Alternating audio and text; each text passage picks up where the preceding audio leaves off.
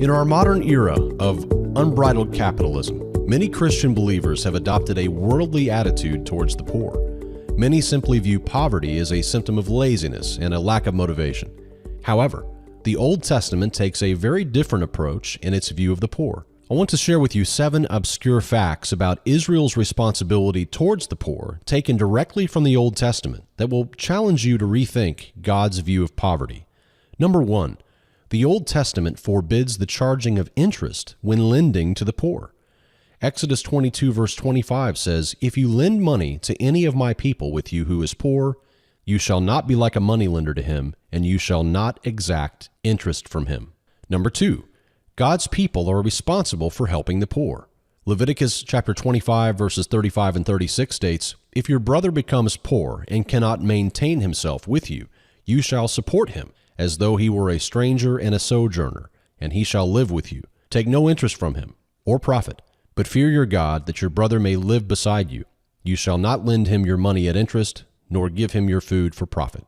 Number 3, the Old Testament tells us that it is a sin to resent the poor. The book of Deuteronomy chapter 15 verses 7 through 11 states, "If among you one of your brothers should become poor, in any of your towns within your land that the Lord your God is giving you, you shall not harden your heart or shut your hand against your poor brother, but you shall open your hand to him and lend him sufficient for his need, whatever it may be. Take care lest there be an unworthy thought in your heart, and you say, 'The 7th year, the year of release is near,' and your eye look grudgingly at your poor brother, and you give him nothing, and he cry to the Lord against you, and you be guilty of sin.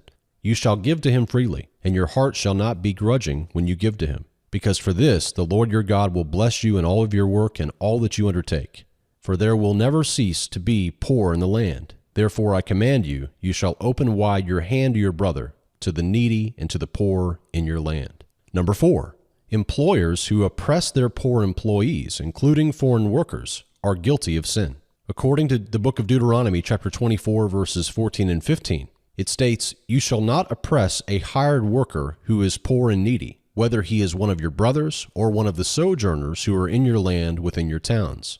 You shall give him his wages on the same day before the sun sets, for he is poor and he counts on it, lest he cry against you to the Lord, and you be guilty of sin." Number 5, unjust treatment of the poor is an act of open disrespect to God according to the Old Testament. Proverbs 14 verse 31 states, "Whoever oppresses a poor man insults his maker, but he who is generous to the needy honors him."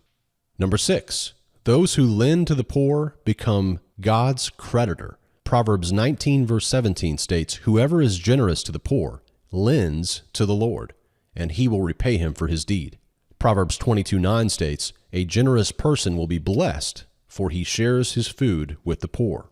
And finally, the 7th obscure fact from the Old Testament about the poor is that if you ignore the poor, God will ignore you.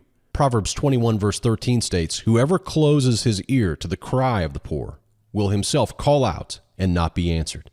So as you can see, the Old Testament is clear that the Jews were to be kind to the poor and not to oppress them or to begrudge them.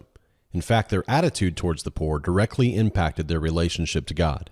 So, what's your attitude towards the poor? Have you chosen to adopt a critical attitude towards those who are less fortunate? And do you look at those that Jesus called the least of these and instead refer to them as takers? You've been listening to Kingdom Way Radio, brought to you by Jerry Robinson Ministries International. Learn more at jrmi.org.